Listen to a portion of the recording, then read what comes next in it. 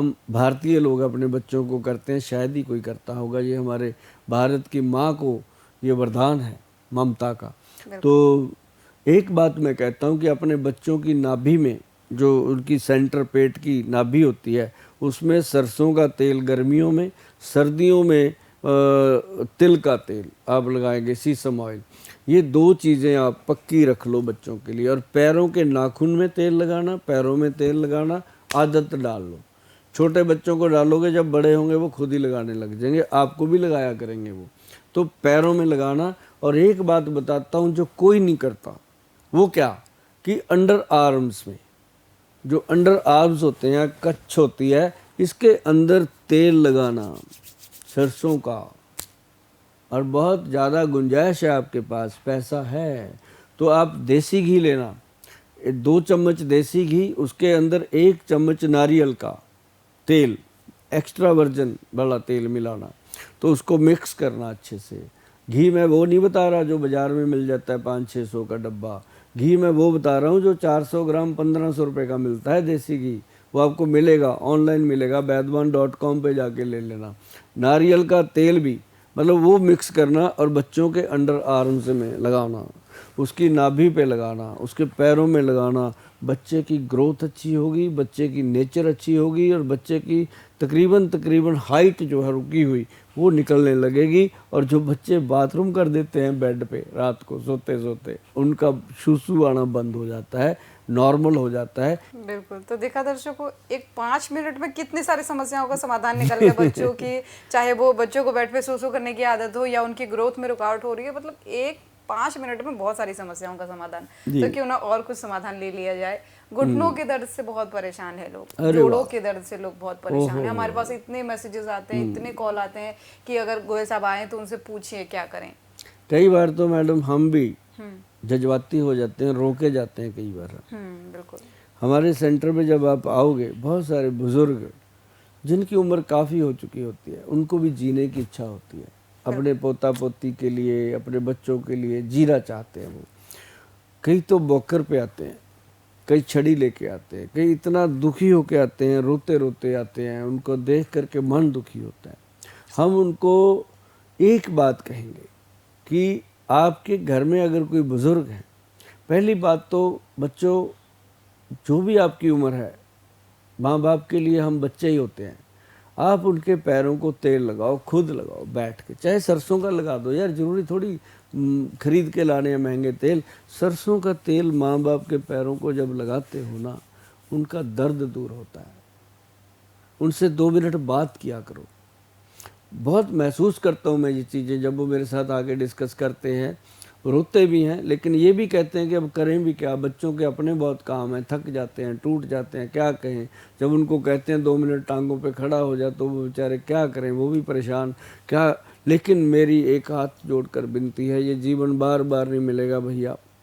मैं उन बुज़ुर्गों के मैंने तेल लगाए हैं, मैं उनमें अपने माता पिता ढूंढ लेता हूँ, मैं उनको रखता हूँ वहाँ पे, उनको तेल मैं खुद लगाता हूँ। ये अपनी जो तेल होते हैं उनको लगा के, क्रीम वगैरह, मैं कहता हूँ चाहे फ़ायदा उनको बिल्कुल नहीं होता, तब भी वो उठ के कहते हैं कि गोयल साहब आप कुछ आराम लग रहा है। अरे ऐसे लोगों की सेवा किया करो।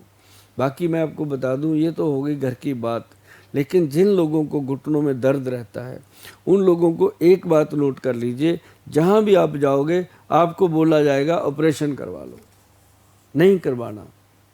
क्योंकि 70-80% लोग जो हैं उनको ऑपरेशन की ज़रूरत ही नहीं है। वो खुद ही जाके कई बार डॉक्टर को कह देते हैं कि डॉक्टर साहब देखो कहीं ऑपरेशन तो नहीं करना पड़ेगा, घुटना दुखने लग गया। भाई आप ही क्यों, पागल तो पहले ही है कोई भी। तो आपको जिसने बोल दिया कि ऐसे, डॉक्टर साहब थोड़ी ना आपको बताएंगे, आप उनको क्यों बता रहे हो जाके।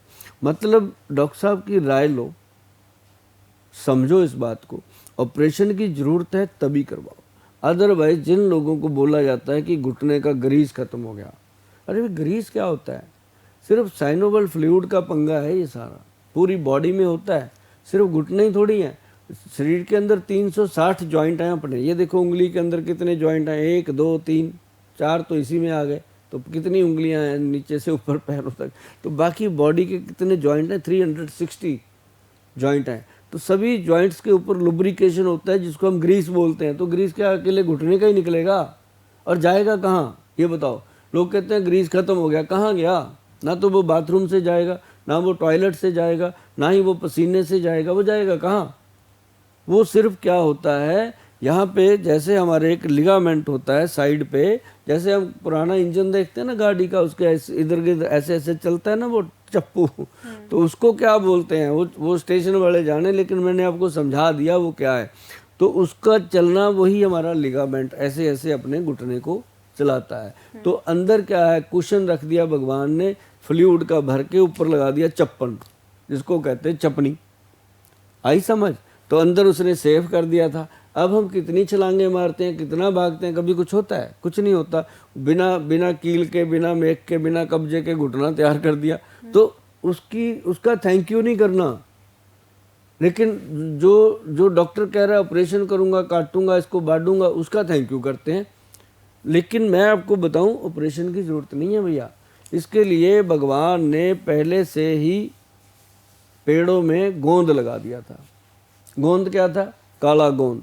काला गोंद बहुत ध्यान से लेना है भैया। काला गोंद ऐसे नहीं होता, चावल के दाने जितनी मात्रा होती है, जो हम काला गोंद कैप्सूल में डाल के देते हैं, तो काला गोंद कैप्सूल में जटामांसी डलता है, उसके अंदर कामदूधा रस डलता है, ये 3-4 चीज़ें वो डालते हैं ताकि ये गर्मी ना करे, आपको तकलीफ ना दे कोई।